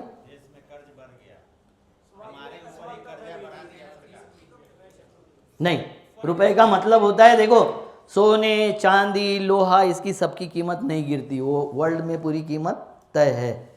हमारी लेबर की कीमत गिर गई। मैं जो चीज़ 100 रुपये में बनाता था, अब वो मेरी रुपए की वैल्यू कम हो गई, अब मेरे हाथ में 50 रुपये, उनके डॉलर से हमारे हाथ में 50 रुपये आएंगे। मतलब जो तुम्हारी श्रम की कीमत 100 रुपये थी, अब वो श्रम की कीमत 50 रुपये रह गई है। बात समझ में आ रही कुछ? तो जब सरकारें पैसा गिराती है, इसका मतलब आपका श्रम मूल्य गिराती है। वस्तु की कीमत कभी कम नहीं होती है, कभी नहीं। 47 के आसपास डॉलर या शायद एक हाँ, थोड़ा कम ज़्यादा था, थोड़ा कम ज़्यादा था। आज भी गोल्ड अमेरिका में जो दाम है वही इंडिया में है। वो रुपया ऊपर छोड़ दो, करेंसी है वो पूरी। गोल्ड का दाम पूरे दुनिया में एक सा है, यूरेनियम का दाम एक सा है, चांदी का दाम एक सा है, गेहूं का दाम भी एक सा ही है। उसमें सब्सिडी, बजट, करेंसी वो सब बढ़ जाता है, अलग है, मगर दाम एक सा है, क्योंकि उसकी उपयोगिता एक सी है। आप गेहूं खाने के लिए उपयोग करते हो तो अमेरिका वाले नहाने के लिए नहीं करते, खाने के लिए करते हैं। तो जिस चीज़ की जो उपयोगिता है, उपयोगिता कभी कम नहीं होती, और उपयोगिता अगर कम नहीं होती तो उसकी उपयुक्तता कम नहीं होती, उसका मूल्य कम नहीं हो सकता। मूल्य कम होने का मतलब है हमारे लिए कुछ नहीं आप हमारे लिए इतना मतलब है कि हमारी सरकारें हमारा श्रम मूल्य लूट रही है, श्रम मूल्य कम करते जा रही है। कल जो आपको 50 रुपए मिलते थे, अब उसके काम के आपको 25 रुपए मिलेंगे। बवाल किसने करना चाहिए था? हमने। हमको तो समझ में नहीं आता है। ये कौन समझाएगा? जो समझदार है बलहारा या बलहारे की फौज, वही समझाएगी ना, कौन समझाएगा? और आपका आश्वासक नेतृत्व अगर गांव में बैठा है, लोगों को पता है कि ये जो बोलता है वो सच है, साला 10 साल बाद यही होने वाला है। हमारे देश का कर्जा पूरे 60 साल 65 साल में देश पर कर्जा हुआ था 55 लाख करोड़ रुपया। कितना? अभी ये 11 साल में हो गया 240 लाख करोड़। हम बोल रहे अच्छे तरीके से जा रहा है देश। और ये कब हुआ? जब रेल बिक गई, गेल बिक गया, सेल बिक गया, भेल बिक गया, पेट्रोल पंप बिक गए, पेट्रोल की अथॉरिटी सारी बिक गई, रेलवे लाइन बिक गया, हाईवे बिक गए, हाईवे बिक गए। सब बिकने के बाद भी जो पैसा आया वो भी, और इतना कर्जा भी कहाँ गया? मैं कुछ नहीं बोलना चाहता हूँ सर, मैं सवाल खड़ा करता हूँ। आप बोलोगे कि इनको दे दिया, उसको दे दिया, तो फिर आप खड़े होके बोलोगे फिर कांग्रेस ने क्या किया था। कांग्रेस महानालायक थी, घर में बैठा दिया हमने। अब ये कितना अच्छा कर रहे, अच्छे दिन कितने ला रहे, देख लो। तो इसका मतलब ये हुआ कि हमको आगे आना पड़ेगा। इसको घर बैठाओ, फिर वो आ जाएंगे, फिर वो ऊंच करेंगे, फिर अरे सवाल पूछना हम जब तक नहीं सीखेंगे, वास्तविकता से हम जब तक रूबरू नहीं होंगे। ये माँ जो है ना, वो छोटा बच्चा वहाँ घर में जब चूल्हे थे तो बर्तन उठा के नीचे रखती थी। तो बच्चा अगर बांस में खेल रहा है तो माँ ले जाके उसका हाथ छुआ देती थी बर्तन से। ऐसे ही करते ना, बर्तन से हाथ छुआ देती थी। वो आने वाले सबको ज्ञान बांटता था कि बहुत गर्म है, हाथ नहीं लगाने का। तुमको साला 75 साल में समझ में नहीं आया कि हाथ कहाँ नहीं छूना है।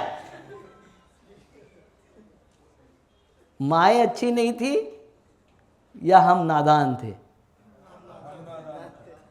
हाँ, माँ को तो गाली नहीं दे सकते ना हम नादान हैं।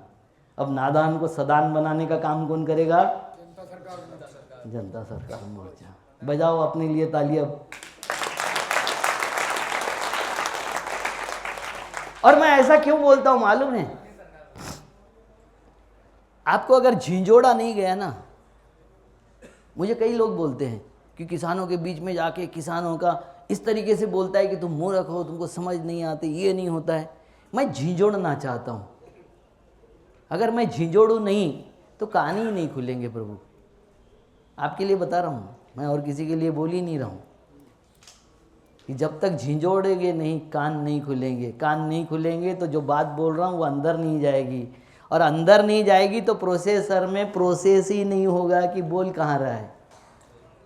मैं चाहता हूं कि आपके सबके प्रोसेसर खुल जाए, आपको ये समझ में आ जाए कि चल क्या रहा है। तो गांव में क्या काम करना है? गांव में सबसे पहले समझाना है कि साधन क्या है, क्या होते हैं साधन, कौन कौन से हैं, किसको हम साधन बोलते हैं। जो जीवन जीने के लिए, संपन्नता के लिए, पैसे वाला होने के लिए जरूरत है, ऐसे साधनों के नाम बताइए। पता है? हाँ 4। और किसने बताया? ताली बजाओ, सही बोला है। पहले 4 सीख बताए, आगे।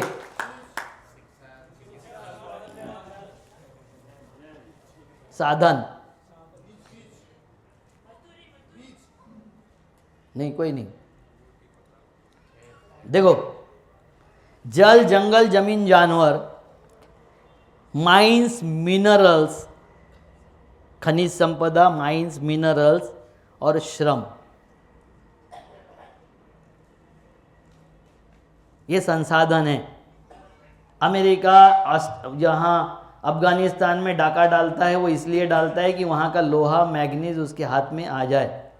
अमेरिका मध्य एशिया में सारे कंट्री जो है वहाँ उपद्रव निर्माण करता है कि वहाँ का पेट्रोल मुफ्त में मिलता जाए, वो दाम तय करे।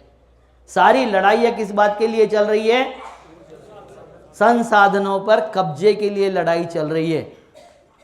मैं जब लोक संख्या समझा रहा था तो ये बीच में छूट गया कि लोक संख्या की डेंसिटी जो होती है वो दिल्ली, मुंबई, कलकत्ता, चेन्नई में पॉपुलेशन डेंसिटी है 30,000 से 35,000 पर स्क्वायर किलोमीटर। कितना है? 30 से 35,000 स्क्वायर किलोमीटर। और छत्तीसगढ़, झारखंड, उड़ीसा, नॉर्थ ईस्ट के सारे राज्य, अंडमान निकोबार में पॉपुलेशन डेंसिटी है 65 से 165। संसाधन कहां पर है? जहां डेंसिटी कम है वहां संसाधन, और गरीबी कहां है? संसाधनों से पैसा आना चाहिए था, संपन्नता आनी चाहिए थी, या गरीबी आना चाहिए थी? तो जहां संसाधन है वहां गरीबी है, जहां पॉपुलेशन कम है वहां गरीबी है, और जहां संसाधन नहीं है, पॉपुलेशन ज्यादा है, सारी समस्याएं वहीं पर है, मगर वहां अमीरी ज्यादा है। क्या समझ में आया? हे यार, ये क्या बात बोल दी है? मूर्ख नहीं, हमें समझ नहीं है उस बात की। संसाधनों को लूटकर दिल्ली, मुंबई, कलकत्ता, चेन्नई चल रही है। आपके बच्चे भाग के वहां चले जाते हैं, यंग जनरेशन की श्रम की लूट हो गई। आपके यहाँ के पेड़ तोड़ के उनके बंगले बन रहे हैं, उनके फ्लैट बन रहे हैं। आपके यहाँ की बालू को लूट के उनके महल खड़े हो रहे हैं। आपके यहाँ के जानवर लूट के उनके दीवारों पे सजावट का सामान बन रहे हैं। और हमको समझाया जा रहा है पॉपुलेशन इज द प्रॉब्लम, और पॉपुलेशन मुसलमान ज्यादा करते हैं, फैलाते हैं, इसलिए मुसलमानों को सबक सिखाना है।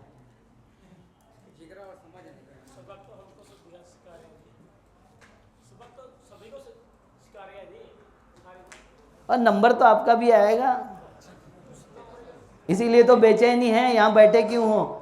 आप में से ज्यादातर तो भाजपा के समर्थक थे, ज्यादातर। हाँ सॉरी, वो क्या बोल रहे हैं? आप खड़े होके बोलिए यार। हाँ ठीक, मैं बोल रहा हूँ प्रभु, मैं सारे नहीं बोला, बहुत संख्या में बोला, इसलिए कि मैं नहीं चाहता हूँ कि कोई आ जाए। कल एक आदमी मुझे आके यहाँ जाते जाते बोला कि बाहर जरा संभल के जाना। मैं उसको बताना चाहता हूँ, मैं नाम है मुझे उसका चेहरा वेरा याद है, मैं उसको बताना चाहता हूँ कि मैं आरएसएस के बाजू में एक ये है भड़ सभागृह है, वहाँ जाके मैं आरएसएस की पूरी ऐसी तैसी किया था भीड़ के बीच में। वहाँ आए थे, पुलिस वालों ने बताया था कि संभल के जाना। मैं बोला एक ही बार मरना है, यहाँ मर जाऊँगा, टेंशन क्या लेते हो आप, मत टेंशन लीजिए। ऐसा कोई माई का लाल नहीं मुझे हाथ लगाए, और लगाए तो मेरा परिवार इतना ज़बरदस्त है कि उसकी 7 पुश्ते खोद के निकालेगा और जेल में पहुँचा देगा। इसलिए कोई ये बताने का प्रयास न करे कि आप संभल के चले जाओ, इसके चले जाओ। अरे संभल के तो गांधी भी चले थे, क्या हुआ? इंदिरा जी भी चली थी, क्या हुआ? राजीव गांधी भी संभल के चल रहे थे। कोई सुरक्षा पहली गोली से बचाने वाली अभी तक दुनिया में ईजाद नहीं हुई है। और मारने वाला कोई होगा तो मेरा ही शेर दिल होगा, नपुंसक मुझे मार भी नहीं सकता। इस बारे में मुझे कोई ये नहीं है, तो इसलिए मैं आपको बोल रहा हूं कि ये जो संसाधनों की लूट है, अब ये ग्राम सभाएं निर्णय लिया है होगा नहीं मुझे नहीं पता, जहां की लूट हो गई, इतने सारे जंगल कट गए, हंसदेव का जंगल कट गया, हजारों पेड़ कट गए। एक पेड़ माँ के नाम लगा दिया, बाकी जंगल बाप के नाम कर दिया,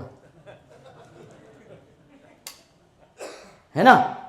अब वो कट गया, अब कट गया तो वहाँ की ग्राम सभा ने ये अगर निर्णय लिया होता, और ग्राम सभा ने ये निर्णय को चैलेंज देने वाली हाई कोर्ट सुप्रीम कोर्ट के पास में वो सबमिट कर दिया होता, जनता सरकार उसके साथ में खड़ी हो गई होती, वहां जाके बवाल मचाने से कोर्ट में लड़ना शुरू कर देती, तो क्या जंगल का पेड़ कट जाता? तो संविधान में जैसी खामियां उन्होंने ढूंढी है, ताकत आपको ढूंढना पड़ेगा। क्या ढूंढना है? लट लेके नहीं ढूंढना है। हरियाणा से आए हो इसका मतलब लट लेके चलोगे नहीं होता है, लटे तो की हालत करा दी है पतली। जी सर, भागलपुर जिला में जी सर, 1020 एकड़ जमीन अडानी को दिया गया। क्या उन लोगों को अगर हम समझा सके तो वो भी आवाज उठा सकते हैं? बिल्कुल उठा सकते हैं। अडानी के बाप की जमीन है, मोदी के बाप की जमीन है, नीतीश के बाप की जमीन है, सरकार की जमीन है, हमारी थी। हम ग्राम सभा तय तो करें, मगर ग्राम सभा सशक्त होने के लिए उसके साथ में एक संगठन खड़ा होना पड़ेगा। अभी तो मैं समझा रहा था कि 42 समस्या है, 35 समस्या ऐसी है कि जो हमारे जानकारी के अभाव में, संगठन के अभाव में वो समस्या हमको निगल रही है। एक दो लोग बोलते हैं तभी तो वो हम पे हावी हो जाते हैं, जहाँ इकट्ठे हो जाते हैं तब वो पीछे हट जाते हैं, भाग जाते हैं, पीछे हट नहीं जाते, भाग जाते हैं। भाई किसानों के कानून समझाने के लिए कितना प्रयास किया मोदी सरकार ने, उनको खालिस्तानी बोला, देशद्रोही बोला, उनको आतंकवादी बोला, सब कुछ बोल दिया ना। बाद में बोला मैं समझाने में कम पड़ गया, मैं वापस ले रहा हूं। अबे अच्छे थे तो वापस क्यों ले रहा है, और बुरे थे तो लाया क्यों था? क्या बोल रहे हैं? कौन? हमारे हक और अधिकार समझाना है बस, उससे ज्यादा कुछ नहीं समझाना है। सब समझदार हैं, आप ये मत समझिए किसान आपसे ज्यादा समझदार है। उसको ये समझ में आता है कि साले सब चोर है। समझाना पड़ता है क्या? सारी पार्टियां चोर है, समझाना पड़ता है क्या? क्या बोलती है वो क्या बोलता है? अरे सब चोर है, कोई भी आएगा तो यही करेगा। अभी 10,000 रुपए दे दिया तो उसको दे देते हैं। उसको जब समझ में ही नहीं आता है कि वोट का मतलब क्या है, हमारे हक अधिकार क्या है, हमारे क्या करने से क्या होगा, किस तरीके से बिहेव करने से क्या हो सकता है, ये जब तक समझ में नहीं आएगा। समझना क्या है? इतना ही समझना है तेरा जिंदा रहने का अधिकार क्या है। हर एक व्यक्ति को ये समझ में आना चाहिए। मैं किसी को भी पूछ सकता हूँ कि आप जिंदा क्यों हो, आप क्यों जी रहे हो। कोई बोलेगा, देखो कैसे छिछलेदार सवाल जवाब आते हमारे, मर नहीं रहा हूँ इसलिए जी रहा हूँ, माँ बाप ने गलती किया इसलिए जी रहा हूँ, माँ बाप ने पैदा कर लिया इसलिए जी रहा हूँ, समाज के लिए जी रहा हूँ, बीवी के लिए जी रहा हूँ, माँ बाप के लिए जी रहा हूँ, बच्चों के लिए जी रहा हूँ। उसको एक सवाल मैं पूछता हूँ, ये सब मर जाएंगे तो तू मरेगा? बोले नहीं। तो किस लिए जी रहा है? जीने का मकसद समझ में आ जाए, बात खत्म। फिर वो मकसद के लिए लड़ना, उसको सिखाना नहीं पड़ता है। आपको हिरन प्राणों के साथ में जान बचाते हुए भागते दिखती है, उसको उसका मकसद पता है कि मैं जिंदा रहूंगी तो वंश संवर्धन करोगी। उसका एक ही मकसद है कि मेरा वंश आगे बढ़े, उसके लिए उसका जिंदा रहना जरूरी है। जानवर को समझ में आ गया है, पेड़ को समझ में आ गया है कि मेरा जिंदा रहना है तो मुझे बीज पैदा करने पड़ेंगे।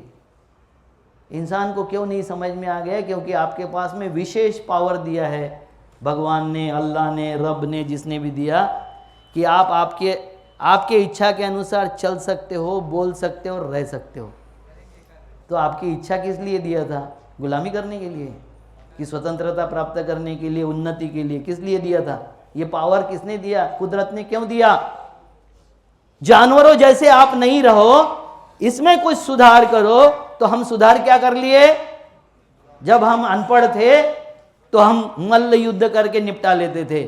अब क्या सुधार हो गया हम में? अब एटम बम डाल के सुना देते। और उससे आगे बढ़ गए कि अब पृथ्वी रहने लायक नहीं रहेंगी, चलो मंगल पे, चांद पे चलते। अबे साले तेरा घर सफाई कर वे पहले, मंगल चांद पे बाद में चले जाना, तेरा घर तो साफ कर ले। घर साफ नहीं करना, घर में पूरी गंदगी भरी जाएगी और लाके दूसरी बाहर की गंदगी भी ठास लूंगा और मैं मंगल पे जाऊंगा। एलन मस्क के साथ में मंगल पे जाके वहां रहेंगे, मंगल मनाएंगे। ये कौन सी मानसिकता हो गई हमारी?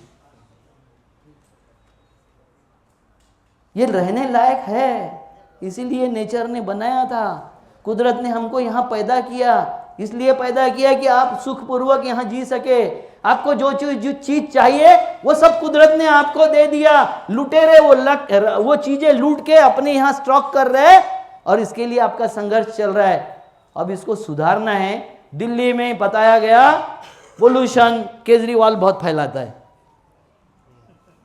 साले को हटाओ, इसकी ऐसी तैसी करो।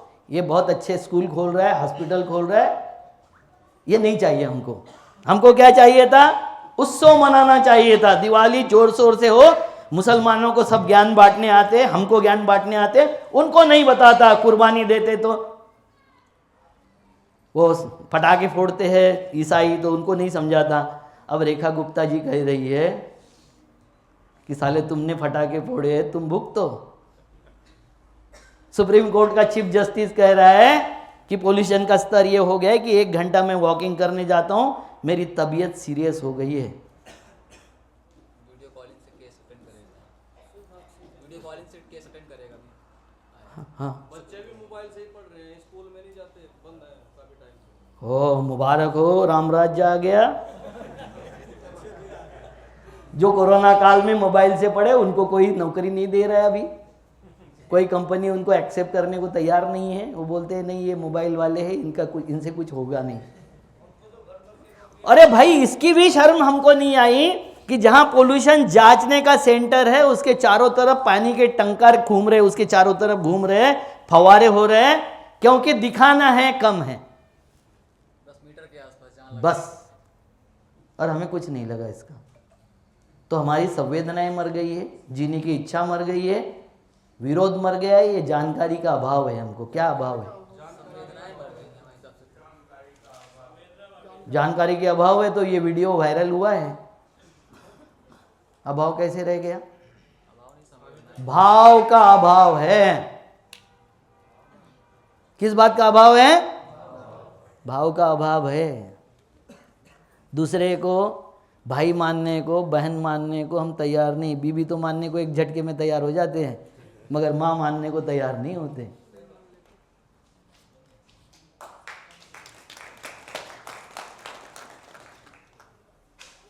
समस्या कहाँ है? हमारी समझ में। समस्या कहाँ है? सुधारना क्या पड़ेगा? और हम सुधारने किसको जा रहे हैं? समाज को, दूसरे को, सरकार को, मोदी जी को, राहुल गांधी को। किसको सुधारने जा रहे हो? तुम्हारे हाथ में किसको सुधारना है? तो अपने आप को सुधारने के पहले मोदी को सुधार सकते हो, राहुल गांधी को सुधार सकते हो, तो पहले जनता सरकार मोर्चा को सुधारो ना, खुद सुधरो और उसको सुधारो। आप जो चाहिए वो सरकार आ जाएगी। नेता डरता ही है जनता से आज भी, कितना भी लूट हो जाए। अभी 324 और 337, सॉरी मैं भूल नहीं रहा हूँ तो एक मिनट अभी बताता हूँ। मेरे बेटे को मैंने जब पूछा तो उसने भेजा है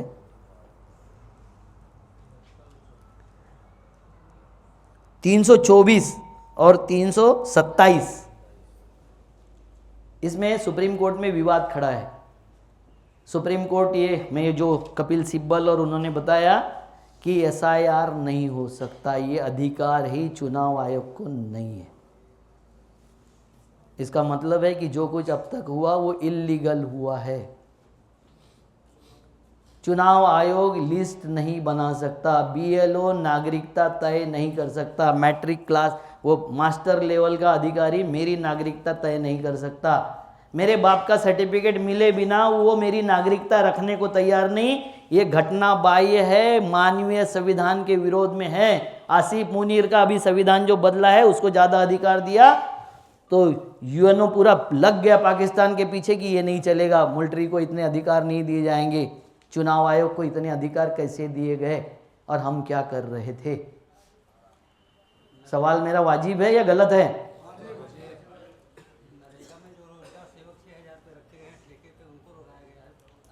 हम बोल रहे जड़ में मट्ठा डालो, हम बोल रहे जड़ में मट्ठा डालो, आप बोल रहे ये कांटे मुझे चुभते हैं रास्ते से जाते हुए, तो इसका क्या करे? जड़ में मट्ठा डालना पड़ेगा। जब अधिकार नहीं है और अधिकार के विहीन वो काम कर रहे हैं, बिना अधिकार की संस्थाएं चला रहे हैं, बिना अधिकार के उत्तर प्रदेश गुजरात में पुलिस थाने चल रहे हैं, कोर्ट चल रहे हैं, हम आंख मूंद के बैठे हुए तमाशा देख रहे हैं। हम इस देश के शासक है, जनता है या नौटंकी देखने वाले तमाशगीर है? कौन है हम?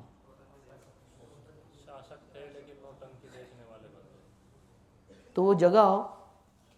मालिक को अगर ये लग जाए कि मैं मालिक था और कैसे साला नौकर बन गया, मुझे कोई भी टपली मारता है आके, ये एक गांधी जाग गया तो इतना बड़ा क्रांति कर गया, एक राजीव दीक्षित जाग गया तो इतने बड़े लोगों को जगा गया। आप आपके 2-5 लोगों को तो जगा सकते हो कि नहीं जगा सकते हो? मगर उसके लिए आपको जीना पड़ेगा। आपके वर्तन से आएगा, ये जो कुछ आएगा ये आपके वर्तन से आएगा, ज्ञान से नहीं आएगा। मैं पहले ही बताया कि मैं दारू पी के यहाँ डोल रहा हूँ और व्यसन मुक्ति का लेक्चर दे रहा हूँ। मेरा एक दोस्त है, वो छोटी सी किस्सा देता हूँ, बाद में आपको छुट्टी दे देता हूँ। एक दोस्त था, वो मुझे बोला कि मैं हर चीज़ प्रैक्टिकल से समझाता हूँ, आपके जैसी बोलता नहीं मैं ज़्यादा, मैं प्रैक्टिकल से समझाऊँगा। बोला अच्छा बात है। वो बोला मैं व्यसन मुक्ति बच्चों को समझाना चाहता हूँ, व्यसन मुक्ति कैसे करना चाहिए। तो ठीक है बोला आजा। मैंने पूरे क्लास को बुलाया और क्लास उसको कॉलेज को बोला कि ये 10 मिनट का इसका भी लेक्चर होगा, मेरे लेक्चर के पहले व्यसन मुक्ति में अलग समझाता हूँ। वो बोला ये प्रैक्टिकल से समझाएगा और सबको अच्छा लगा। उसने 2 कांच के गिलास मंगाया, सफ़ेद चादर रखा, 2 कांच के गिलास मंगाया, उसमें से एक बोतल से उसने निकाला लिकर, दारू, स्पिरिट, एक कांच के गिलास में डाल दिया। दूसरे इसमें उसने बुलाया था पानी स्कूल से, वो दूसरे इसमें डाल दिया। दूसरे जेब से उसने केचुए निकाला। क्या निकाला? केचुए उसने दारू के गिलास में डाला, वो ऐसे तड़फड़ाने लग गए और उसके टुकड़े टुकड़े होना शुरू कर दिया। उसने पानी के गिलास में डाला तो वो अच्छे से शांति से रह गए। तो उसने लाख में खड़े हुए एक बच्चे से पूछा इससे आपको क्या बोध मिला? तो बोला कि दारू पीने से पेट में कीड़े नहीं होते।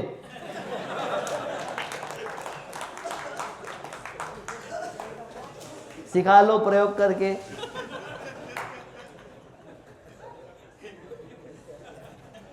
अब बात गलत बोला था क्या उसने? पेंटर के बच्चे ने समझा, वही बोला।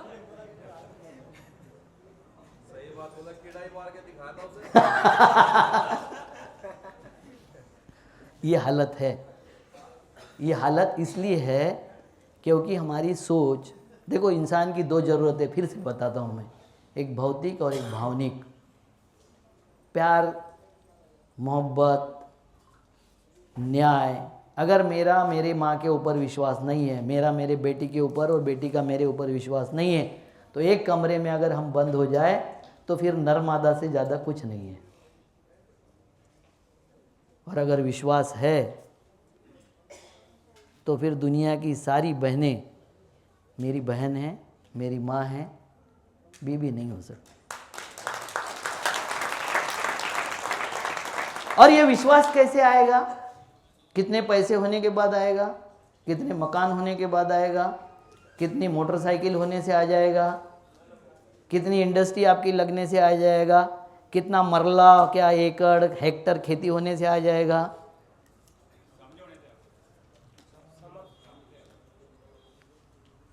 और समझ कितने खेती होने से आएगी पापा जी? ये दोनों चीजें अलग हैं। हम दोनों जब मिक्स करते हैं तो फिर हमारी समस्याएं शुरू हो जाती है। वो चीज चाहिए कि नहीं चाहिए? बिल्कुल चाहिए, 100% चाहिए।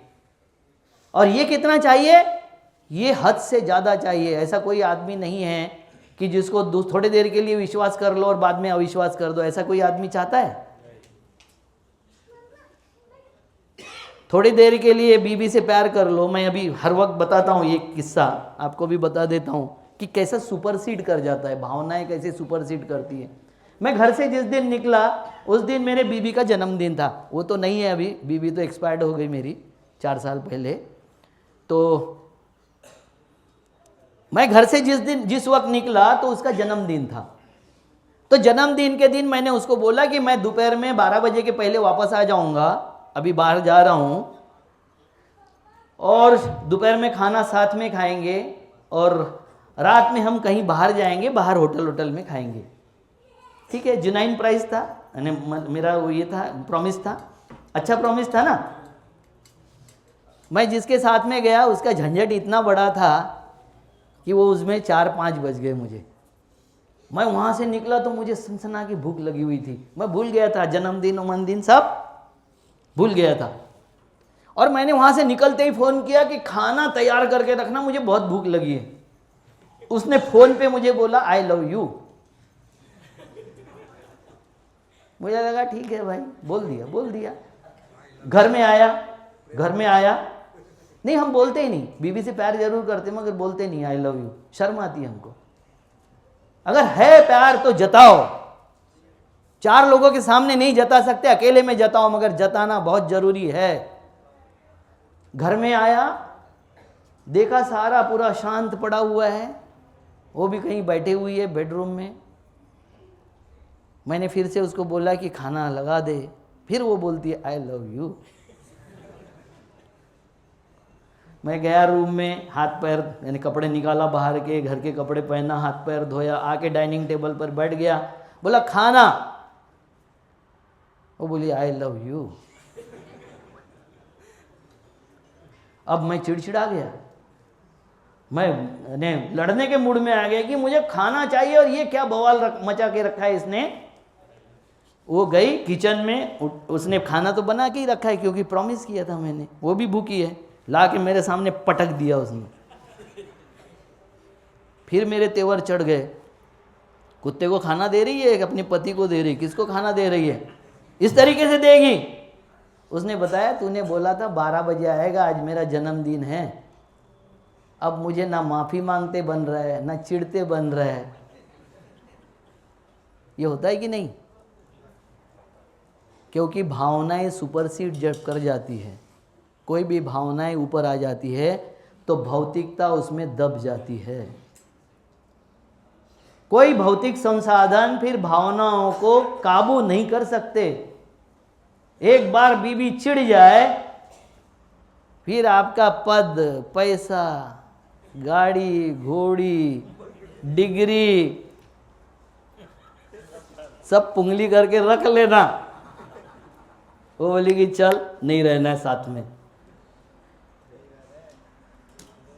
तो ये मानवीय संवाद है जो भूल गए हम जो ढूंढ रहे हैं वो ढूंढ रहे हैं कि मानवीय संवाद कहाँ से शुरू करे, बात कहाँ से शुरू करे। तो बात इंसानियत से शुरू होनी चाहिए और बात को ले जाना है जनता सरकार मोर्चा तक। नमस्कार।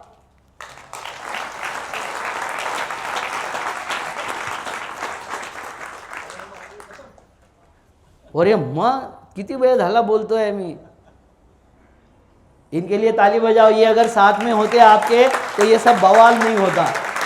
यहाँ के नेता है बड़े।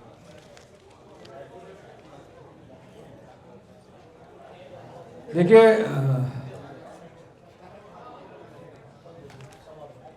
अपना सब काम छोड़ करके हम इस प्रशिक्षण शिविर में हैं क्योंकि हमारे अंदर कुछ आग है, कुछ जज्बा है, कुछ बदलना चाहते हैं। हमको लगता है कि बहुत कुछ गलत हो रहा है, तो उसमें हमारे कार्यकर्ता हैं जो प्रशिक्षण ले रहे हैं। वीरेंद्र सिंह, उन्होंने अपनी कमाई का 6% मोर्चे को दान करता हूं ये घोषणा की है। यहाँ की प्रदेशाध्यक्ष और गवर्नर थी प्रभाताई राव, उनकी बेटी जो सांसद के लिए खड़ी हुई थी वो कांग्रेसी है। उन्होंने ये भेजा मैसेज कि मैं आना चाहती हूँ मगर मैं नहीं चाहता हूँ, है ना। ये लोग आ गए मेरे साथी है, वो इसलिए आना चाहती है कि आप लोगों को समझना चाहती है। देखो आपके नेचुरल अलाई, मैंने अभी जो बोला था ना, नेचुरल अलाई, नेचुरल साथी, कुछ देर के लिए भी क्यों ना हो, आप अगर जोड़ लेते तो आपको जो तकलीफ यहाँ हुई वो नहीं होती। उन्होंने अपनी हमारे साथ हमको समझने के लिए अपनी भावनाएं व्यक्त की हैं, उनका बहुत आभार, धन्यवाद जी, बहुत धन्यवाद। अभी ये सत्र बीच में इसलिए रोका गया है, और वो फोकस है, महाराष्ट्रियन थी, उसने फोकस से शादी किया। मैं थोड़ा ना ना ना ना, अरे घोषणा करनी है अभी बाद में करनी है। अभी डॉक्टर साहब ने एक ऑडियो संदेश बहुत जरूरी हम सबके लिए भेजा है। उससे पहले होगा, वो संकल्प से पहले। ये सुनो तो आप, उसमें लिखा हुआ है ना संकल्प से पहले। वो बाहर बैठेंगे कहाँ? बीच है इसलिए रोका गया है, इसको आप सुन लें सभी लोग। ब्लूटूथ से कनेक्ट होके चल सकता है क्या गौरव भाई?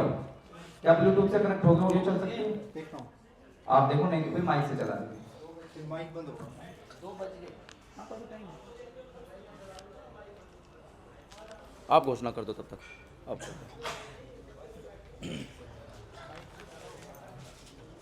इन्होंने अपनी कमाई का 6%